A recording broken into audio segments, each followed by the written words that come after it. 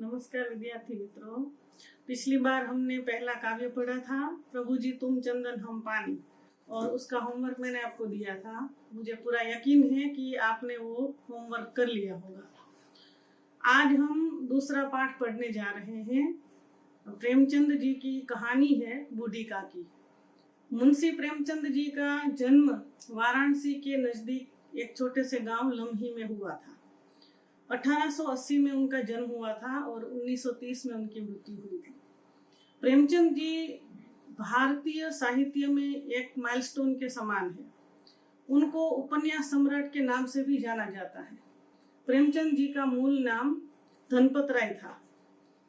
इन्होंने जो साहित्य लिखा है उसमें उपन्यास, कहानी, निबंध और नाटक सभी विधाएं लिखी है, लेकिन उपन्यास में उनका बहुत बड़ा नाम है। प्रेमचंद जी ने शुरू में उर्दू में लिखने की शुरुआत की थी, बाद में उन्होंने हिंदी में साहित्य लिखा है। उनकी कहानियां मानसरोवर के 7 भागों में विभाजित है, जिसमें से एक कहानी आज हम पढ़ने जा रहे हैं, जिसका नाम है बूढ़ी काकी। बुढ़ापा बहुधा बचपन का पुनरागमन होता है, ऐसा शुरू में ही लेखक हमें बताते हैं। इसका मतलब ये है कि बच्चा जो होता है छोटा, उसका स्वभाव और वृद्ध व्यक्ति दोनों का स्वभाव एक जैसा हो जाता है। तो यहाँ जो मुख्य पात्र है बूढ़ी काकी, वो अभी वृद्ध हो गई है। उनकी सारी इंद्रियां धीरे धीरे काम करना बंद हो गई है। अब उनकी एक ही इंद्रियां ज्यादा तेज है और वो है स्वादेंद्रिय। बूढ़ी काकी का अभी इस दुनिया में कोई नहीं है। उनके पति तो पहले ही स्वर्ग सिधार गए थे। 2 लड़के थे, उनकी भी मृत्यु हो गई। अब उनका इस दुनिया में एकमात्र उनका भतीजा पंडित बुद्धिराम।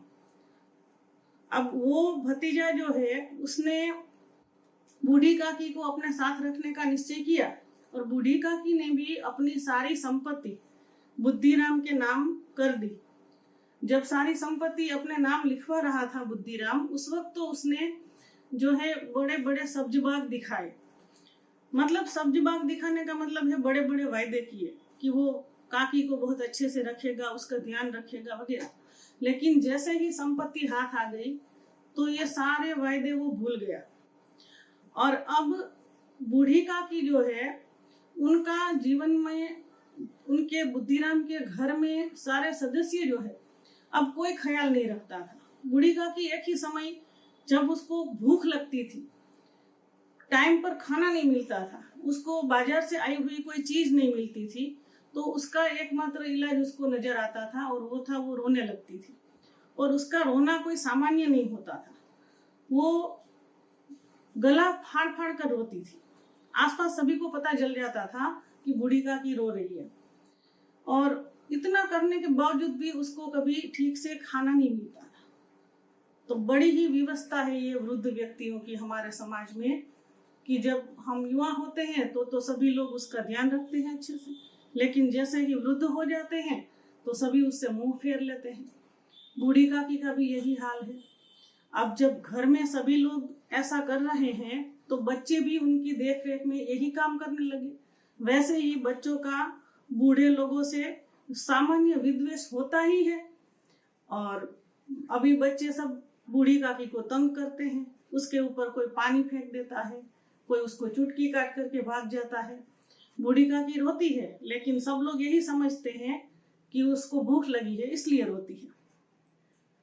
घर में पूरे परिवार में एक ही व्यक्ति ऐसी है जिसको बूढ़ी काकी से लगाव है, स्नेह है, और वो है बुद्धिराम की छोटी लड़की लाडली।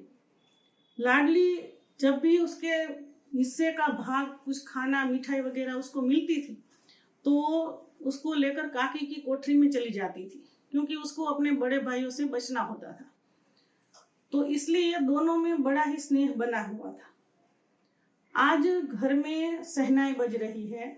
लोग बड़े उत्साह से घर पर आए हुए हैं, क्योंकि आज बुद्धिराम के बेटे मुखराम का तिलक है। तिलक का मतलब यहाँ पर सगाई।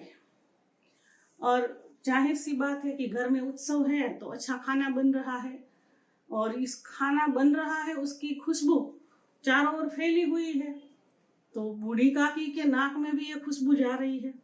उसको स्वप्न में सब दिखाई देता है कि वाह कितना बढ़िया खाना बन रहा होगा, नरम नरम पूड़ियाँ बन रही होंगी, मजेदार कचौड़ियाँ बन रही होगी, और उसका मन हो जाता है कि जल्दी से मुझे खाना मिल जाए। उसको भूख लगी है, उसको खाना चाहिए, लेकिन अभी तो घर में चहल पहल लगी हुई है। उसको लगता है कि शायद मेहमानों ने भी खाना खा लिया होगा, लेकिन मुझे बुलाना भूल गए हैं। तो उसने सोचा कि कोई बात नहीं, वो लोग काम में भूल गए हैं, मैं ही जा करके देख कर आती हूँ। अभी उसके हाथ पैर तो चल नहीं रहे हैं, इसलिए वो रेंगते रेंगते आंगन में पहुंच जाती है। इधर रूपा का बड़ा ही बुरा हाल है। रूपा मेहमानों की आगता स्वागता में, एक और उसको काम है इतना सारा, कभी वो हलवाई को देखती है, कभी घर में दूसरे काम उसको नजर आ जाते हैं, तो उसका दिमाग अभी ठिकाने पर है नहीं। और उस समय उसने आंगन में काकी को देख लिया तो बड़े ही गुस्सा हो जाती है और काकी पर चिल्लाती है, आग लगे ऐसे पेट को, थोड़ी देर आप अपनी कोठरी में बंद नहीं रह सकती, यहाँ मेहमानों के सामने आकर बैठ गई, हमारी बेइज्जती करवा दी वगैरह, इतना बोलती है। तो काकी जो है एक बार उसके सामने देखती है, कुछ बोलती नहीं है, लेकिन चुपचाप अपनी कोठरी में चली जाती। वहां बैठ करके सोचती है कि सही बात है, रूपा बेचारी जो है वो सही है, मैंने ही जल्दबाजी कर दी, इतनी ही क्या भूख सहन नहीं होती। अभी मैं यहाँ बैठती हूँ, जब खाना हो जाएगा तब जाऊंगी, वो खुद ही बुला लेगी रूपा। लेकिन होता क्या है कि वो खाने के इंतजार में गाना गुनगुनाने लगती है। थोड़ी देर के बाद उसको लगता है कि वो कई देर से गाना गा रही है और अभी तक उसको कोई खाने के लिए बुलाने नहीं आया। उसको लगा कि लोग भूल गए हैं, शायद मेहमानों ने भी खा लिया है, कोई मुझे बुलाने नहीं आया है, तो मैं फिर से एक बार जाकर देख लूं आंगन में। और वो धीरे धीरे फिर से रेंगते हुए आंगन में चली जाती है। वहां जाती है, मेहमान सारे कुछ खाना खा रहे हैं, कुछ ने खा लिया है और एक दूसरे की ओर देख रहे हैं, बातें कर रहे हैं। वहां उन मेहमानों के बीच में काकी पहुंच जाती है और इस वक्त जो है उसको बुद्धिराम ने देख लिया। पंडित बुद्धिराम ने जब ये दृश्य देखा तो बड़ा ही गुस्सा हुआ और दोनों हाथों से काकी को उठाया और धम से जाकर उसकी कोठरी में पटक दिया। बहुत देर हो गई, रात आधी हो चुकी थी, लेकिन काकी को खाने के लिए कोई बुलाने नहीं आता। काकी को लगा कि शायद मेरे ऊपर गुस्सा है दोनों, इसलिए बुलाने नहीं आए, भूल गए होंगे। और बात भी यही थी, रूपा और बुद्धिराम दोनों को काकी पर बहुत गुस्सा था, इस वजह से उन्होंने उसको खाने के लिए पूछा ही नहीं। सभी लोग खाना खा करके सो गए, लेकिन काकी को नींद नहीं आ रही है, भूखी है, कुछ खाया नहीं है, ध्यान उसी में है। बहुत रात हो गई, तब उस समय लाडली जो है उसको ध्यान आया, उसे पता था कि काकी को किसी ने खाना नहीं दिया, तो उसने अपने हिस्से की पूड़ियाँ बचा करके रख दी थी और अब वो सोच रही थी कि जैसे उसकी माँ सो जाए तो जल्दी से काकी के पास जाए और उसको उसके हिस्से की पूड़ियाँ खिलाए। और जैसे ही उसने देखा कि माँ सो गई है तो धीरे से उठती है, अपने हिस्से की पूड़ियाँ लेकर के काकी की कोठरी में पहुंच जाती, काकी को उठाती है। उस समय काकी जो है उसको वो एक स्वप्न में पहुंच जाती है और क्या देखती है कि किसी ने उसको दोनों हाथों से उठाया है और किसी पहाड़ के ऊपर ले जा रहा है और वहां जाकर के उसको पटक देता है। ऐसे करते करते वो सो गई थी। लाडली ने जाकर उसको उठाया, काकी उठो, मैं तुम्हारे लिए खाना लाई हूँ। काकी ने देखा और पूछा, तुम्हारी माँ ने दिया है? तो लाडली ने कहा, नहीं, मैंने अपने हिस्से की पूड़ियाँ तुम्हारे लिए बचा के रखी थी। तो काकी जो है उस पूड़ियों को देख करके उस पर टूट पड़ती है, जैसे कई दिनों से उसने खाना नहीं खाया हो। थोड़ी ही देर में पूड़ियाँ खत्म हो जाती है और लाडली पूछती है कि आपका पेट भर गया? तो काकी कहती है कि नहीं, मुझे और पूड़ियाँ खानी है। रूपा कहती है कि अब कहाँ से लाएं? काकी ने भी सोचा कि क्या कर सकते हैं। थोड़ी देर के बाद उसने लाडली से कहा कि मुझे तू आंगन में ले चल जहां पर सब मेहमानों ने खाना खाया था। लाडली को समझ में नहीं आया कि काकी ऐसा क्यों कह रही है, लेकिन फिर भी वो उसे आंगन तक ले जाती और वहां जाकर के रख देती है जहां पर सभी मेहमानों ने खाना खाया था और उसकी जूठी पतले पड़ी हुई थी। काकी वहां बैठ जाती है और मेहमानों की जूठी पतलों से, पतल का मतलब यहाँ पर पत्तों का बना हुआ बर्तन, जो पहले के जमाने में लोग बनाते थे, शादी ब्याह वगैरह हो तो उस समय वो लोग पत्तों से ये बर्तन बनाते थे, उसे पतलें कहते हैं। तो उन पतलों में जूठा खाना पड़ा हुआ था थोड़ा थोड़ा सभी में। काकी वहां बैठ जाती है और सभी जूठी पतलों में से खाना चुन चुन कर खाने लगती है।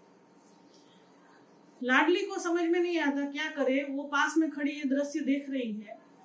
उसी समय रूपा की नींद खुल जाती है और रूपा देखती है कि लाडली पास में नहीं है।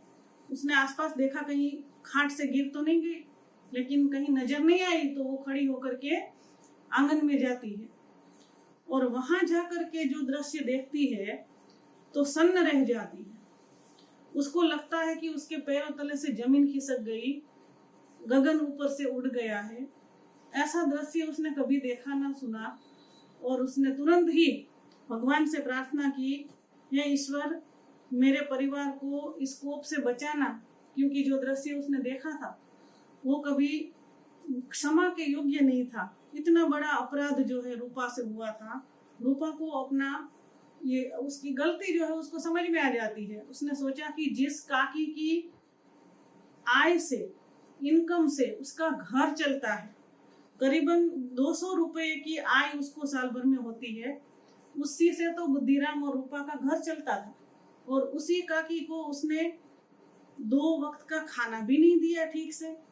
तो ये बात जो है उसकी समझ में आती है और वो तुरंत ही अपने भंडारे में जाती है। भंडारा मतलब यहाँ किचन, जहाँ पर सारी चीजें रखी हुई होती है खाने की। तो वहां से एक थाली सजाती है, उसमें सारी चीजें जो बनी हुई थी आज खाने में, पूड़ियाँ कचौड़ियाँ सब सजा करके लेकर आती है। काकी के पास आकर के बैठ जाती है, उसके पैर पकड़ लेती है और कहती है, काकी कोई बद्दुआ मत दीजिएगा मेरे परिवार को, चलिए आप खाना खा लीजिए। और ईश्वर से भी प्रार्थना करती है कि मैंने जो ये घोर अपराध किया है उसके लिए भगवान मुझे क्षमा करना। और काकी तो जो है उसका ध्यान अब कहीं नहीं है, उसका ध्यान पूरा खाने में है। वो तो जैसे ही उसके पास खाने की थाली आई तो वो उसमें से वो सारी चीजें, आसपास कौन है क्या बोल रहा है सब भूल गई, खाने लगती है। और जैसे ही उसके गले के नीचे खाना जाता है उसके रोम रोम में से आशीर्वाद निकलता है। कोई बद्दुआ नहीं, कोई बुराई नहीं, कुछ भी नहीं।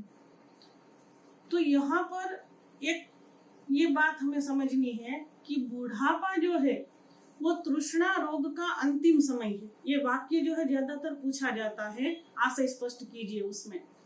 यानी कि कोई एक इंद्रिय होती है जिसमें सारी इंद्रियां समा जाती है, बाकी सारी इंद्रियां काम करना बंद कर देती है, लेकिन कोई एक इंद्रिय तेज हो जाती है। तो यहाँ काकी जो है उसकी सारी इंद्रियां उसकी स्वादेंद्रिय में समाविष्ट हो गई है। तो इसलिए उसको सिर्फ अच्छा खाना, पेट भर खाना चाहिए होता है और किसी चीज की उसको आवश्यकता नहीं। तो रूपा जो है उसने देखा कि अब काकी जो है उसकी संतृप्ति हो गई है, उसको पेट भर खाना मिल गया है, तो फिर से एक बार काकी से विनती करती है कि काकी मेरे परिवार के ऊपर कोई बद्दुआ मत दीजिएगा, अब मैं कोई ऐसी भूल नहीं करूंगी। और मन ही मन पश्चाताप करती है। तो ये कहानी जो है उसके माध्यम से प्रेमचंद जी हमें समझाना चाहते हैं कि घर में अगर कोई वृद्ध व्यक्ति है, हमारे माता पिता या कोई भी, तो हमें उसके साथ इस प्रकार का तो व्यवहार नहीं करना चाहिए जैसा कि बुद्धिराम और रूपा ने बूढ़ी काकी के साथ किया था। क्योंकि भगवान जो है इसका बदला कहीं ना कहीं हमें जरूर देगा।